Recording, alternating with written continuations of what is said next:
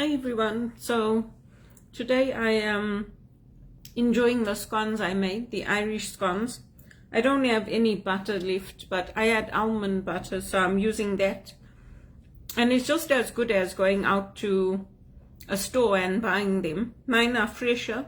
I packed them in tins, and in the tins that were actual tins, I put foil to keep them fresh. And then I have some Pyrex dishes, so I put some in there.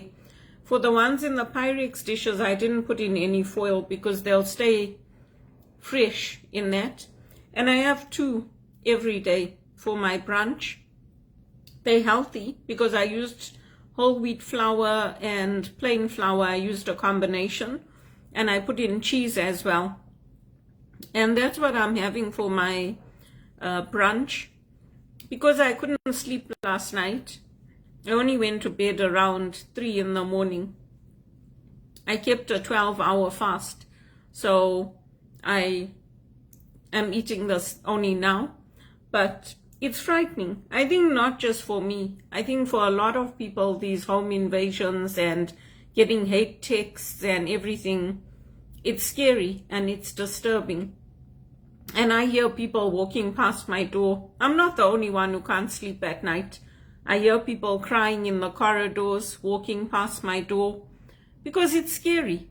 I mean, even when you have cameras in your condominium or your place, they're not serving as a deterrent.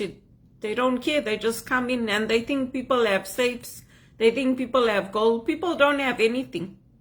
Most of us just have a lot of costume jewelry and we have basics, so it's very scary. And the things that are happening here are the things that used to happen in Zimbabwe when we were living in Zimbabwe. We used to see them. They used to come driving past the house and we used to be frightened. We used to say, oh no, here there was nobody.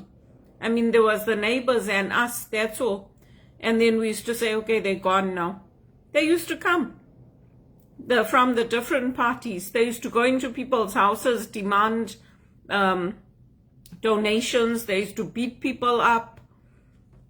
So it was very, very scary. And sometimes the dogs never used to bark. The dogs also used to get frightened. They used to come when my dog was sick, Carl.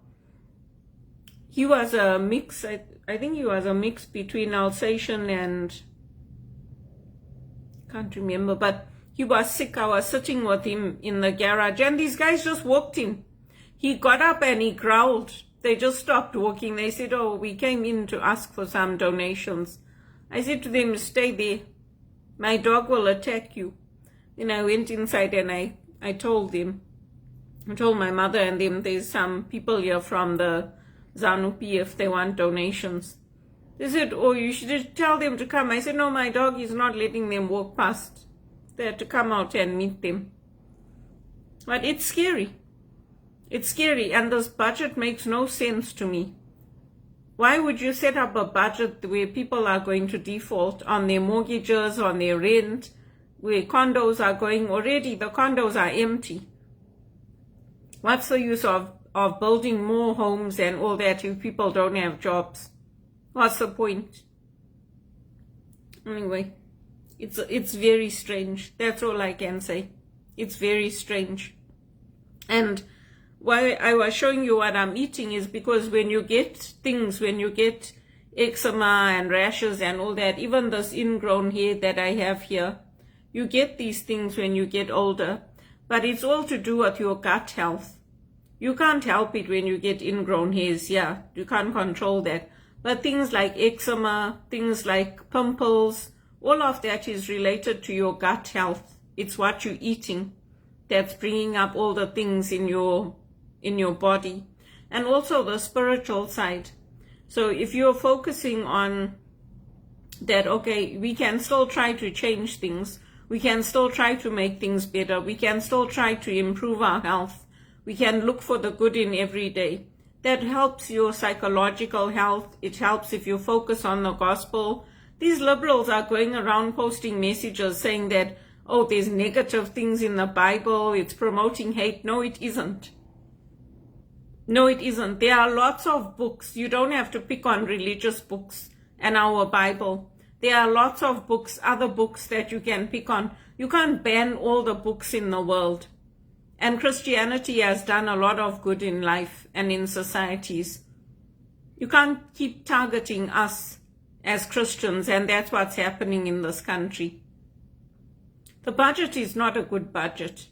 Life is already expensive. Every time you go to the store, the prices have gone up. The electricity prices are gone up. Everything is going up, and people are sitting at home unemployed with no basic income, no social supports, nothing. So how do you expect people to live? What's the point of bringing in more immigrants if people here already don't have jobs? And then we go into the workplaces and we get treated badly. I mean, it's not right. That's all I can tell you. It's not right. I felt safer in Zimbabwe when I went home on this last trip 8 years ago than I do in Toronto. I felt safer. We were sitting with the doors open. We were traveling. We were going places. I did not feel unsafe in Zimbabwe, in Kwekwe. I didn't. In Toronto, I don't feel safe. I don't feel safe on the subway. I don't feel safe at work. I don't feel safe going into a workplace where there's a Muslim prayer room. I don't. You're honoring them. You're lifting them up, and you're putting us down. I don't feel safe when I live in a city and the biggest ball game in the world is taking place, and they don't care about having the transit running so people can get home safely. It was fine for me. I was at home. I watched the match at home. But what about all those people? Today it's them, tomorrow it's you.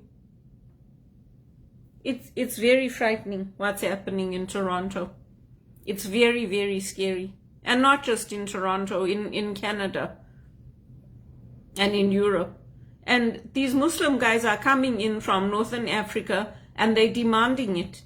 They're demanding to have sex with women, to rape them. They're saying it's cultural. Then why did you leave your countries and come to our countries? We're not accepting your culture. And even this new mayor that got elected in New York, I'm waiting to see what he's going to do. They mustn't take Mandela's name and use it to achieve evil. That's what I can tell you. Because there's people like me who were around, who helped to get him released from prison, who helped with the Wits planning, who were there when he got released. So don't take Mandela's name and use it to achieve evil, because you'll get a backlash.